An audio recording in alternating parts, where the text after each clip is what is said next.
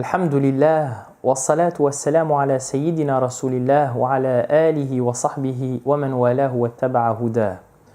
Wa ba'd.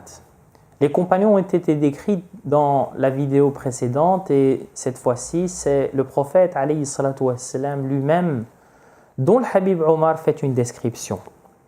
وَلَقَدْ رَأَوْا مِنْ خُلْقِهِ عَجَبًا وَكَمْ قَدْ شَاهَدُوا مَا حَيَّرَ الْأَذْهَانَ كَرَمًا وعفوا والسخاء وتواضعا والجذع حن محبة وحنانا.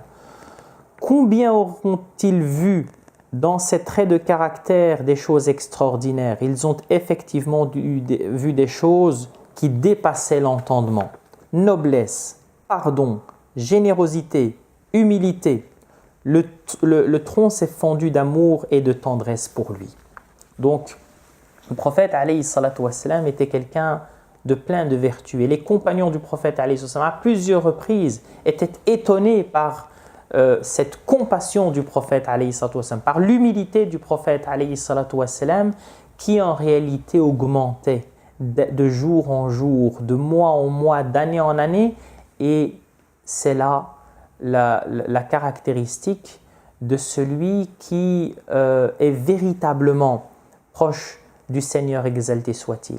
Puisque notre prophète alayhi salatu wassalam nous enseigne que la preuve de l'acceptation par Dieu d'une action, c'est le fait qu'elle soit suivie par une autre action positive. Et la preuve qu'une action n'est pas acceptée par le Seigneur exalté soit-il, eh bien c'est le fait qu'elle soit suivie ensuite par une mauvaise action. C'est-à-dire, alors on prend l'exemple du mois du Ramadan, puisque beaucoup de nos coreligionnaires font de ce moment donc un moment justement particulier, un moment charnière, un moment de méditation, un moment où ils désirent se rapprocher du Seigneur exalté soit-il. Alors comment savoir si le Ramadan de cette année est accepté par le Seigneur exalté soit-il? Très simple. Est-ce qu'il y a eu une continuation? Alors ça ne signifie évidemment pas de faire exactement ce que nous faisions avant, c'est-à-dire durant le mois du Ramadan. Non. Mais de faire, est-ce qu'il y a une continuation d'une partie au moins de ce que nous faisions pendant le mois du Ramadan? Est-ce qu'il y a un respect même à minima des résolutions prises au début du mois du Ramadan? Si oui, eh bien sache que ton mois du Ramadan est accepté par le Seigneur exalté soit-il. Et sinon, sache qu'il y a un danger que le mois du Ramadan ne soit pas accepté par le Seigneur exalté soit-il. Eh bien, le prophète, alayhi salatu wassalam, c'était quelqu'un qui s'enrichissait du point de vue de sa pratique, du point de vue de son éthique, sallallahu wa sallam wa baraka alayh. Et donc, à chaque instant, les compagnons étaient bouleversés par le prophète, sallallahu wa sallam wa baraka alayh, par son éthique et par la manière, justement, dont son attrait pour le Seigneur exalté soit-il augmentait de jour en jour, de mois en mois, d'année en année. Les valeurs éthiques qui représentent le prophète alayhi salatu wassalam sont bien entendu nombreuses. Et Al-Habib Omar a souhaité enrichir cette description par l'un des prodiges de notre prophète alayhi salatu wassalam, à savoir « Wal-ma'u min bayni al-asabi'i nabi'an » والجيش أضحى شاربا ريانا والله قد عظمت معاجز أحمد رفع المهيمن للنبي مكانا. De l'eau a jailli entre ses doigts et une armée d'hommes a pu boire et s'abreuver. Par Allah, les miracles de Muhammad ont atteint un niveau extraordinaire. Le Seigneur a élevé le rang du prophète. Alors, évidemment, de l'eau a jailli des doigts du prophète alayhi salatu wassalam, qui a pu abreuver toute une armée d'hommes, sallallahu wa sallam wa baraka alayhi, et certains pourraient être bloqués par cet événement que la tradition rapporte. Mais en réalité, est-ce qu'il y a véritablement lieu de s'étonner de la sorte?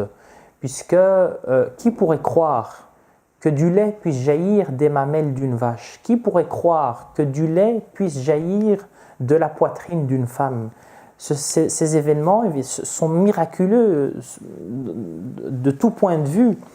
Mais il y a malheureusement certains qui ne sont pas perturbés, qui ne se posent aucune question concernant ces miracles dont on a l'habitude et qui sont particulièrement virulents vis-à-vis de ce qu'on raconte par rapport à des miracles dont on n'a pas l'habitude. Et je pense que la différence se trouve à ce niveau. Il faudrait, de ce point de vue, que chacun se remette en cause.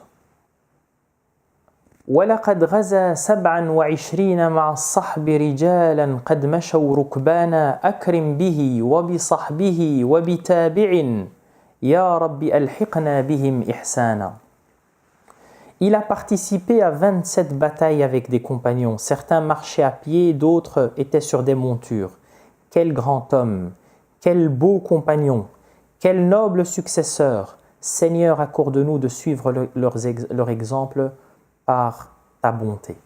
Alors, ici, le Habib Omar ouvre une parenthèse concernant les batailles du prophète, alayhi salatu wassalam, puisqu'il est apparu dans la tradition du prophète, sallallahu alayhi wa sallam, wa baraka alayhi, qu'il a participé à 27 batailles. Alors, qu'est-ce que ça signifie?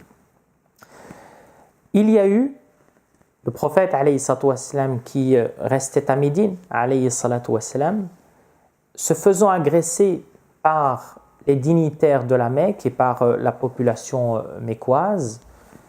Preuve en est que la plupart, la grande majorité des batailles s'est produite aux alentours de Médine. Donc, on sait par exemple que Badr se trouve à 25 km de Médine sur la côte, alors que ça se trouve à 500 km de la Mecque. Donc, ce sont les Mécois qui sont venus agresser les gens de Médine, donc parmi lesquels le prophète alayhi salatu wassalam. On sait que Uhud se trouve à quelques centaines de mètres de la mosquée actuelle, de la mosquée du prophète alayhi salatu wassalam. Nous savons que la bataille des coalisés s'appelle coalisée parce que l'ensemble des tribus arabes se sont liguées contre, une grande partie des tribus arabes se sont liguées contre le prophète alayhi salatu wassalam. Et le deuxième nom, ce sont la guerre des fossés, puisque le prophète, alayhi sallam, pour protéger sa ville, a dû construire donc un fossé tout autour de Médine pour empêcher donc les ennemis d'arriver trop rapidement à Médine. Donc encore une fois, le prophète, alayhi salatu wassalam, s'est toujours retrouvé dans cette posture de l'agresser et non de celui qui agresse, sallallahu wa sallam wa baraka alayhi. Et donc, il y a eu 27 moments de possibilités de guerre, c'est-à-dire qu'il aurait pu y avoir 27 guerres. Et le prophète, alayhi salatu wassalam, grâce au dialogue, grâce au débat, etc., il a pu éviter ces 27 guerres et n'en a mené que 7 seulement. Donc il n'y a eu que 7 guerres armées, j'allais dire, donc où le prophète, alayhi salatu wassalam, a réellement combattu. À chaque fois, il était dans une posture de défenseur et non pas d'attaquant, sallallahu wa sallam wa baraka alayhi. C'était important de le dire. Et dans cet exemple, eh bien, nous nous retrouvons.